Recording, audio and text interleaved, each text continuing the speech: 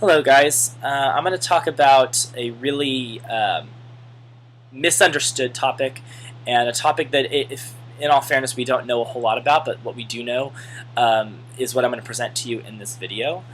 And I've had a lot of people ask me questions about it, and so I thought I'd bring it up. Strength training is what we're going to talk about, okay?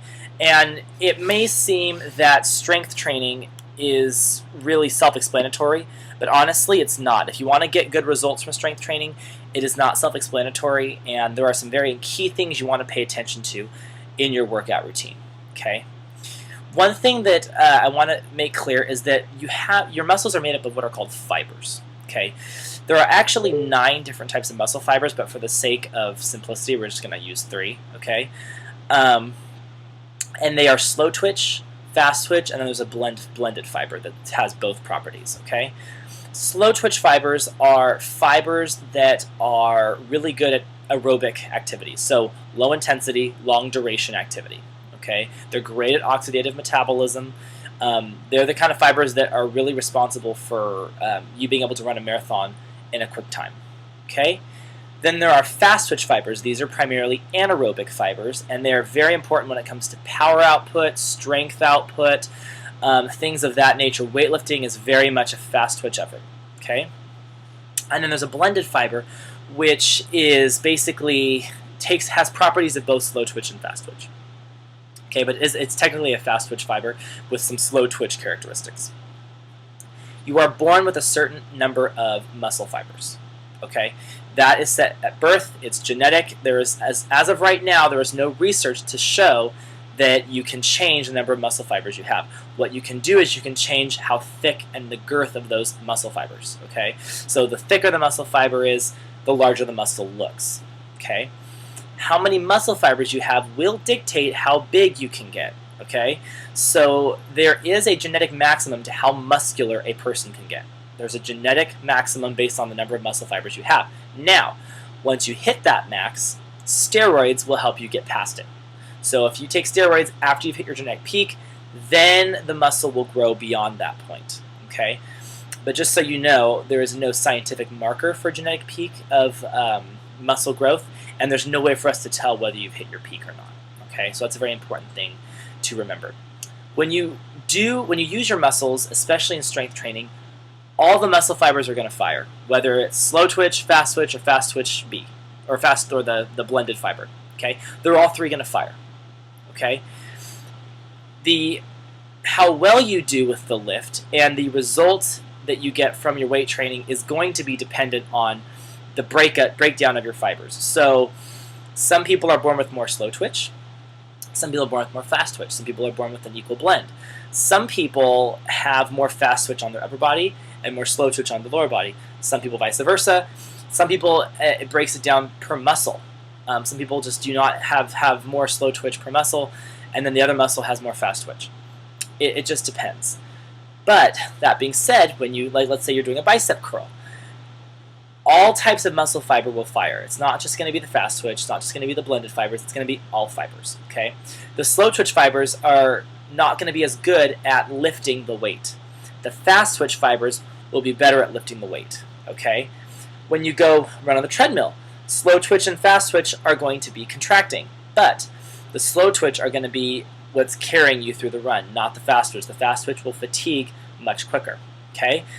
Based upon your fiber type distribution, you'll be better at certain activities, okay? Marathon runners are primarily slow twitch, okay, and that's genetic. Now, of course, they have to train, so they strengthen the aerobic qualities of their muscle fibers, but it's primarily slow twitch. Those who are like powerlifters or Olympic lifters or bodybuilders, primarily fast twitch. Some of those might be the blended fiber too. My blended fiber might come into play with some of those different types of lifts. So it's really important to understand that you cannot just train your fast twitch fibers, and you cannot just train your slow twitch fibers, okay? You can strengthen your, let's say for instance, if I'm mostly slow twitch and I go and do weight training, I'm going to strengthen my fast twitch fibers. I'm also going to strengthen my slow twitch fibers, but slow twitch fibers do not become another fiber type. Same thing with fast twitch. They're not going to become more slow twitch. They might take on certain characteristics of that fiber type, but they do not cross over, okay, as far as we know. But basically, muscular hypertrophy, which is what I was talking about earlier, the muscle getting bigger, occurs when the girth of the muscle fiber increases. Okay? How much that muscle fiber increases in size is dependent on a few things. It's dependent on how much protein the muscle can pack, okay? How much glycogen is in the muscle, and then also what type of training regimen you're doing. Okay, it could also be affected by sleep if you don't have enough time to recover, and adequate rest. Because remember, our bodies do not change during activity; they only change and adapt at rest. All right. So it's very important to understand that is kind of those are the things that can affect how big your muscles get. Now, the protein thing, you do not need crazy, massive amounts of protein to get bigger muscles. Okay, that is the biggest farce out there. You need about 1.7 to 2 grams per kilogram of body weight.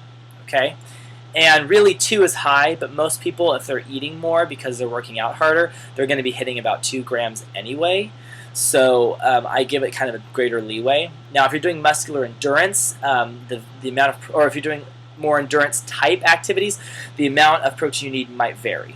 Okay, but for the most part, that's all you need for anaerobic purposes. Anything in addition to that has been shown through research to not be that effective, and it ends up getting coming out in your urine in the form of urea.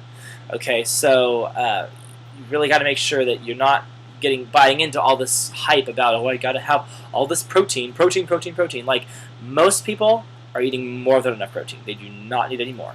Okay, a lot of people are carb deficient, and your muscles store carbohydrates in the form of glycogen. So you have to have sufficient carbohydrate in order to be able to work out harder in the gym and to grow your muscle fibers. Okay, it's integral. So these people that don't eat enough carbohydrates are really hindering their ability to grow muscle fibers, or to increase the size of muscle fibers, I should say.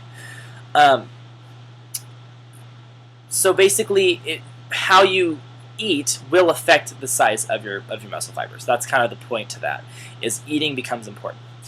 Also, the way you're training affects muscular hypertrophy. If you're training a lot of muscular endurance type exercises, you are not going to get very large. Your muscles will improve in definition, they will get better tone, but they're not going to get bigger, okay? Because they don't need to be bigger.